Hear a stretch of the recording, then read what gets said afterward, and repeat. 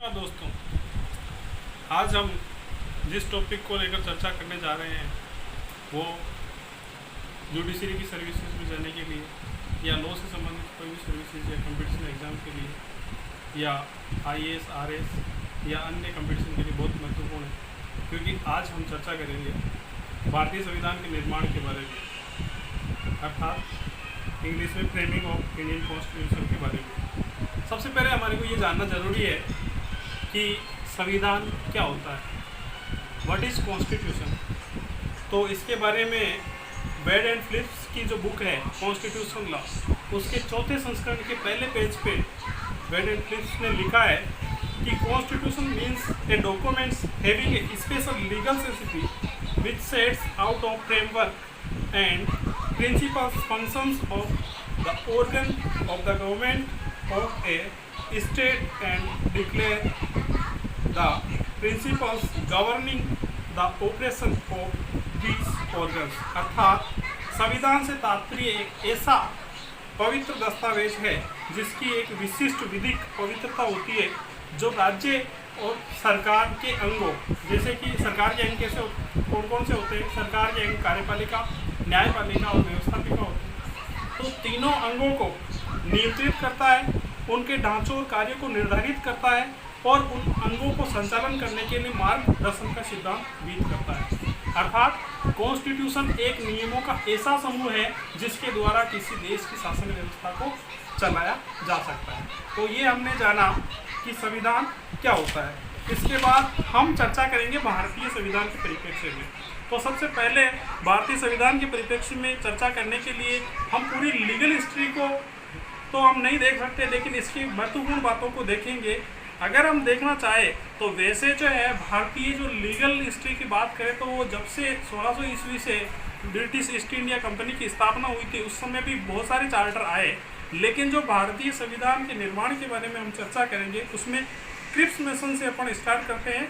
तो Cripps mission 1942 में आया था, जो 11 मार्च 1942 को आया था, जब ब्रिटिश सरकार को ये विश्वास हो गया था कि अब भारतीय मांगों को हम ज़्यादा दिनों तक हम नहीं चला सकते हैं, इसलिए। और उस समय तत्कालिक जो है प्रधानमंत्री वहाँ के थे ब्रिटेन के, वो चर्चिल थे। और उस समय मतलब अपन बात करें इंटरनेशनल की या फिर वैश्विक परिदृश्य की बात करें तो वहाँ जो है दबाव भी जो है ब्रिटेन पे था। इस समय वहाँ पे चर्चिल ने जो एक दूत मंडल भारत में भेजा जो क्रिप्स मिशन के नाम से जाना जाता है। तो वहाँ पे जो उस टाइम प्रधानमंत्री थे चर्चिल, उन्होंने सर स्टीफन क्रिप्स को जो है उसके नेतृत्व में एक दूत मंडल भारत में भेजा जो क्रिप्स मिशन के नाम से जाना जाता है। क्रिप्स मिशन में क्या क्या बातें महत्वपूर्ण हैं?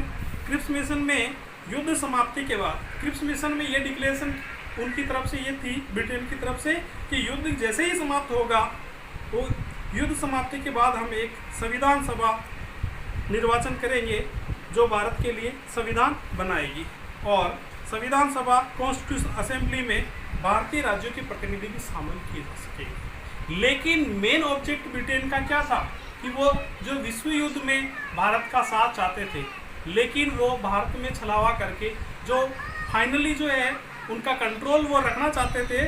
केवल संविधान सभा की गठन की बात जरूर की गई थी, लेकिन वो एक मतलब धोखा देने जैसी बात थी भारत के साथ में, इसलिए वहाँ उसके बारे में गांधी जी ने उस क्रिप्स मिशन को पोस्ट डेटेड चेक कहा गया। गांधी जी के द्वारा पोस्ट डेटेड चेक कहा क्योंकि ऐसा चेक उन्होंने कहा कि जिसकी डेट निकल चुकी हो, पोस्ट डेट हो चुकी हो। तो भारतीय की मांगों की प्रतिरक्षा विभाग और भारतीय लोगों की या भारतीय नेताओं की या कांग्रेस के जो लोग थे उनकी ये मांग थी कि जो डिफेंस है उसमें भी भारत के नेताओं का जो है हाथ होना चाहिए, लेकिन इस बात को लेकर मतभेद हो गया और भारतीयों ने जो है क्रिप्स मिशन को स्वीकार नहीं किया। तो इसके बाद जो दूसरा उन्होंने उसके बाद आता कैबिनेट मिशन।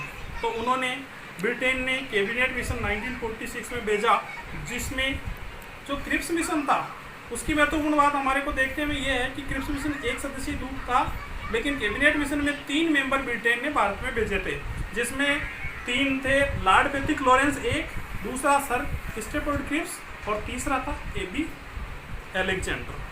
तो तीनों सदस्य भारत में आए और उन्होंने ये घोषणा की, कैबिनेट मिशन भारतीय संविधान के निर्माण के बारे में महत्वपूर्ण भूमिका रखता है, क्योंकि कैबिनेट मिशन के अनुसार ही भारतीय संविधान सभा की स्थापना की गई थी।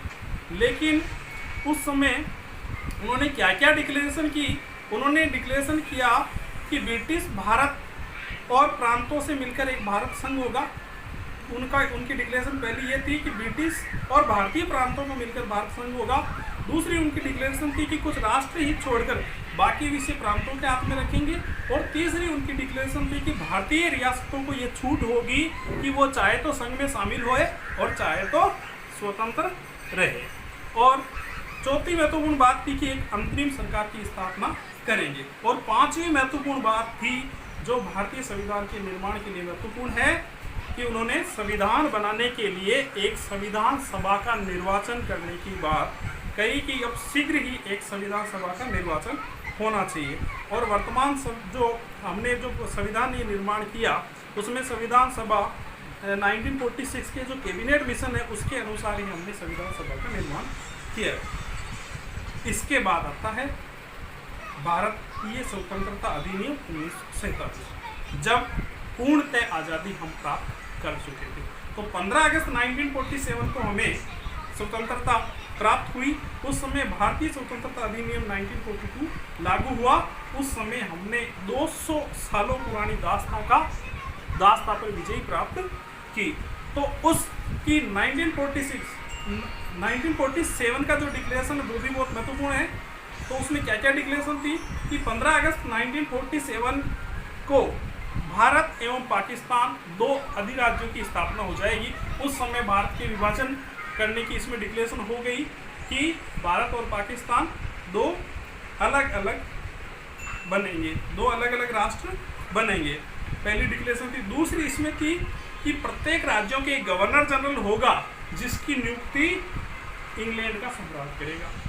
अब बात आती है अब उनका शासन कैसे चलेगा, क्योंकि उस समय भारत के पास संविधान नहीं था। इसलिए जब तक भारत के संविधान का निर्माण नहीं होता है तब तक जो है शासन चलेगा भारत सरकार अधिनियम 1935, अर्थात भारत सरकार अधिनियम 1935 का जो एक्ट है उसकी अकॉर्डिंग ही संविधान चलेगा। और जब भारत का संविधान लागू हो जाएगा तो उसके अनुरूप शासन चलेगा। और दोनों ही राज्यों को अपना अपना संविधान बनाने का अधिकार होगा। जब तक संविधान सभा का निर्माण नहीं हो जाता तब तक भारत सरकार शासन अधिनियम 1935 के अनुसार शासन चलाएगी। और भारतीय प्रांतों पर महत्वपूर्ण बात यह थी कि भारतीय प्रांतों पर ब्रिटिश सत्ता का या प्रभु सत्ता का समापन हो जाए। तो ये महत्वपूर्ण था भारत स्वतंत्रता अधिनियम 1947। अब इसके बाद हम चर्चा करेंगे संविधान सभा की। तो संविधान सभा का गठन कैसे हुआ? संविधान सभा जो है भारतीय संविधान निर्माण में महत्वपूर्ण है। अब भारतीय संविधान सभा का गठन कैबिनेट मिशन के अनुसार हुआ, जो जुलाई 1946 में कैबिनेट मिशन के अनुसार भारतीय संविधान सभा का गठन किया गया। अब इस संविधान सभा में टोटल 389 जो है सदस्यों के लिए चुनाव हुआ। ये चुनाव जुलाई 1946 में हुआ। अब इसमें 389 मेंबर के लिए चुनाव हुआ, जिसमें से 93 देशी रियासतें थी, 292 ब्रिटिश प्रांतों के थे और 4 चीफ कमिश्नर की रियासतें थी। इस प्रकार जुलाई 1946 में 389 में से 296 सीटों के लिए ही चुनाव हुए थे। 296 में कौन कौन से जिनमें इलेक्शन हो चुके थे उसमें 15 तो स्वतंत्र पार्टियां थी और 208 कांग्रेस की सीटें थी और 73 मुस्लिम लीग की सीटें थी। इस प्रकार 296 पे इलेक्शन हुआ। अब बात करते हैं कुछ प्रमुख तारीख की। तो संविधान सभा की स्थापना, देखिए महत्वपूर्ण बातें तारीखों के संबंध में। जुलाई में जो है इसका इलेक्शन हो गया था और स्थापना जो है 6 दिसंबर 1946 को हुई। संविधान सभा की स्थापना कब हुई? तो इसके लिए महत्वपूर्ण तारीख ये है कि 6 दिसंबर 1946 को संविधान सभा की स्थापना हुई थी।